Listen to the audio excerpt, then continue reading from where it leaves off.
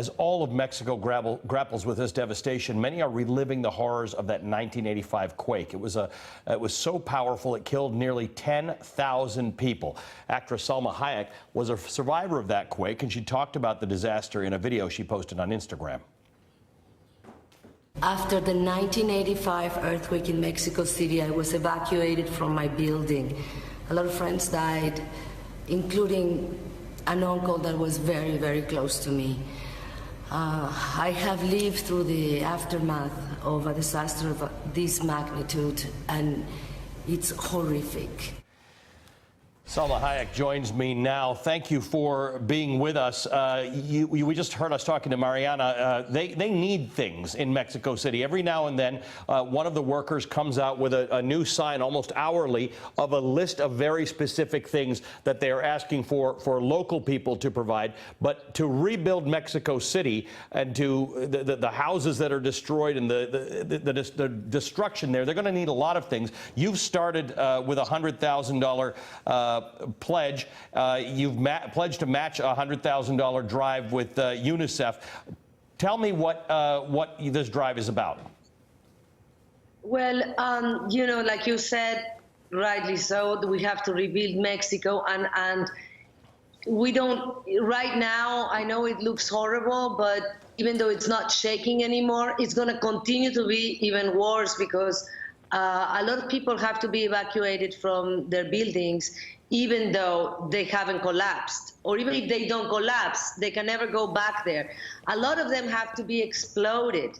There's also a lot of gas leaks, and I remember just when you thought it was over, we were hiding in a relative's house because my building, I had to leave. The walls were coming down, and you could hear more and more buildings just like drop into the ground and explosions because of the gas leaks. And so there's a lot more people that will end up without a home than what we're seeing now. And of course, there is the psychological trauma. We have to find a place for them to live. And so I am working with different NGOs, and I am trying to raise money. Right now we're doing it. The money I'm raising, I'm going to start donating to UNICEF because I've worked with them for many years, and they are amazing, and they know how to deal with disasters of this magnitude.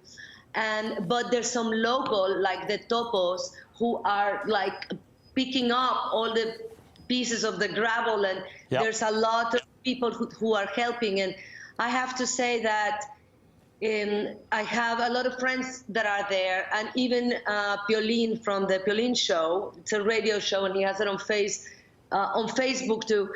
I talked to him today, and I said, "What are you seeing?" And he said, "I am just completely heartbroken on one side because, for example, there was a woman, 75-year-old woman, whose son, who takes care of her, was in one of the buildings, and she had been crying for 40 hours, so the doctor had to come see her eyes because they were practically bleeding.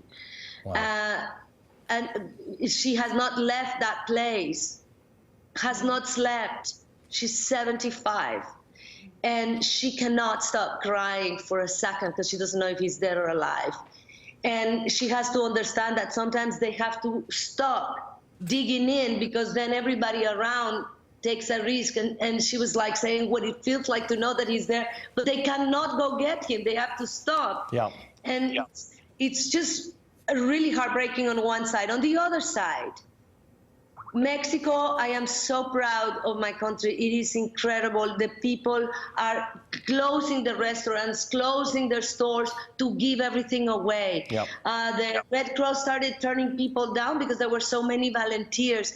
Everybody's taking people in their houses. My brother said to me, I have 4 friends that have like 8, 10 people. They don't know living in their houses.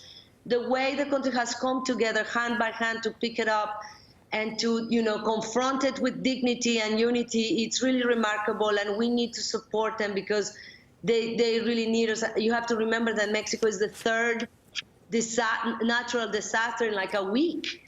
We cannot forget also all that happened in Oaxaca and Chiapas and Veracruz, and there was another earthquake there, and there's just a lot of need. So you can just go to my Instagram. I'm so bad at technology. I am mesmerized that you can just click in my bio and very simply just how much you want to donate and how do you want to pay. And that's it. And then we're going to start distributing those funds soon. And you've organized this with UNICEF?